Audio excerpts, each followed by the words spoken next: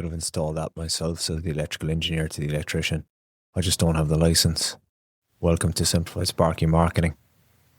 Quoting a job twice. And why the fuck would you quote a job twice, Alan, you may say? The reason you quote a job twice is to ensure that you have quoted it correctly. So let's rewind this back to where this all comes from. Many years ago, when I was starting my electrical business, I did a number of jobs that I shot myself in the foot. I didn't charge correctly and I just made no money. I just plodded along, thought I was doing okay, but I stick my head in the sand and realized that I'm not doing okay.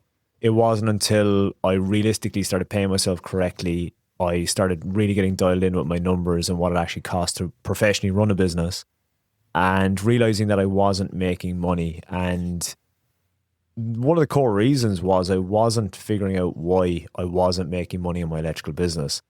And that's where I'm rewinding this back to, of quoting the job twice. Now, why you quote the job twice is the jobs where you do the job and you realize that I don't think I did too crash hot on that. I'll tell you about one job. I was doing an extension. I think it was through High Pages. I found this builder. It wasn't. It was like this weird app that's since disappeared. It wasn't High Pages. It was something else. And the builder's job was listed on it. It was an extension in Newtown in Sydney's inner west. And I went there, looked at it. It didn't look too bad. It was timber framed out the back. And I was a total rookie to quoting anything. So I went there, looked at it, and had the typical startup electrician mindset of, I'll just use the cheapest materials and sort the builder out by going in at a very low price. And this builder was delighted with me because I was going to be super cheap, not only with my material, but with my labor as well. And I realized after the job, he probably charged double, if not triple, on top of my head for what I did it for. And it started off with this extension out the back, which was an induction cooktop, a little bathroom, the kitchen was in there, there was a little bit of a living room, so it was just blown out the back of the terrace. So not only that, when the job was started, clients wanted to rewire the entire house. So one thing was going to another thing, and it ended up I fully rewired this house. And do you know how much I rewired this entire terrace house for and did the extension for? $12,000, including materials. And the materials weren't that expensive because it was just probably $2 or $3 grand or something. And this was me going back and forth daily for days and changes, variations, but I didn't know what to do. So I just kind of left them off or like added a little bit in there. I was afraid and scared that I was going to tell the builder and he'd get really mad at me like a fucking school child. And I did it, and I'm glad I did it because it's just like those things. Like I did mining as well, and it was shit doing mining. And what I learned from mining was I will never fucking do it again. But it was unbelievable to see the environment I went into, to meet the people I met, that I'm still in contact with some of them today. We're all in the same boat out in the mines, but the work itself is shit. And the same thing goes for these mistakes that we make along the way in business. They're shit at the time, but then you can sit down with a few Sparkies, have a beer, have a laugh and tell them all about your biggest fuck up or your biggest losses.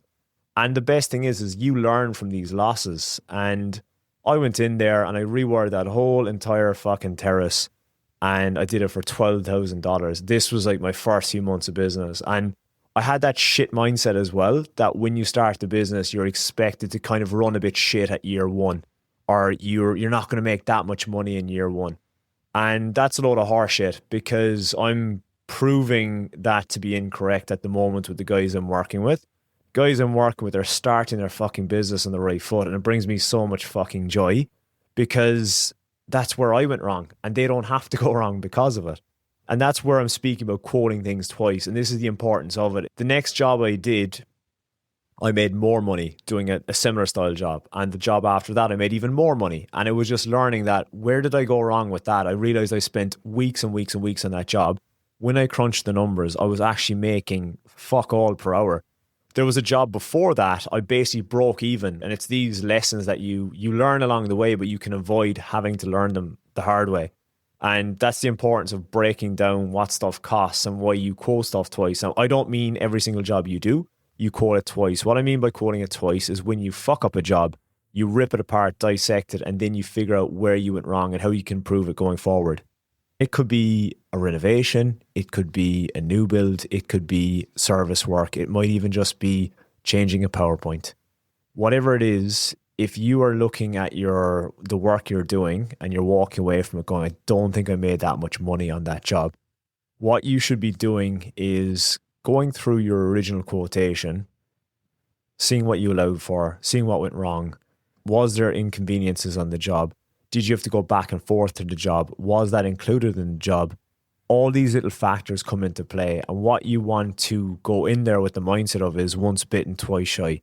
You don't want to be getting stung again. And even doing things like electric vehicle chargers, if you're doing those chargers and you realize you're not making money, or it comes to the end of the financial year, I'm not going to name the company, but there's a company out there that does EV charger installs. They have electricians do the installs for them.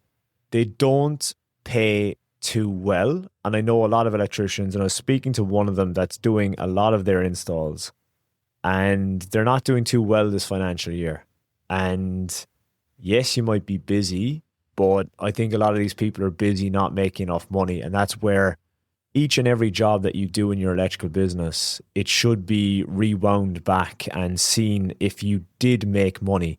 And that's why a few podcasts ago, I spoke about my floor number, and at a quick glance of my schedule for my electrical business and what I did for that day, I can tell you in 2 minutes, a minute, if I made money or not on those jobs, because I've got a specific number that I can hit. I'm in this game so long now, I can glance at those service jobs and I know exactly what material has been used. I know the exact prices of the material just at a glance. And all this comes with time. So if you're just starting electrical business, or you're in business a while and you're being a little bit blind to this, that you're not looking at prices of items, you're just going to the supplier, picking up the material, doing the work, guessing or thinking that that's what it costs, you're flying blind, and it's going to be no good for you, your electrical business, and most importantly, your pocket. Even recently, the price of fuel going up, it had a knock-on effect to materials, because the couriers, all the deliveries, they all have to use fuel to deliver your products, and therefore their stuff has gone up as well. And conduits going up, cables going up, all of this is going up, but people still retain their pricing from a year or two ago. They'll go forward knowing that material has gone up, but they'll wear it on the chin. That shouldn't be the case, because a few dollars an hour increase on your hourly rate could equate to thousands of dollars, permitting on how many staff members you have.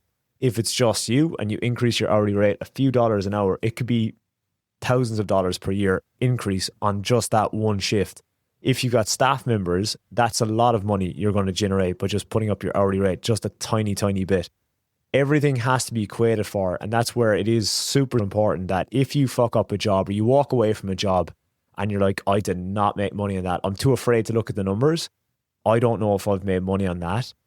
Look at it, get your head out of the sand, because you're a business owner now. You're not actually an employee, and it's just going to keep on happening. See where you went wrong. Dissect that job. You might even realize that you've just shopped at the wrong place for your material. For example, the other day I was looking for a specific EV charger, and I was about to pull the trigger with this company online, had a look, and then just did a bit of further digging into it.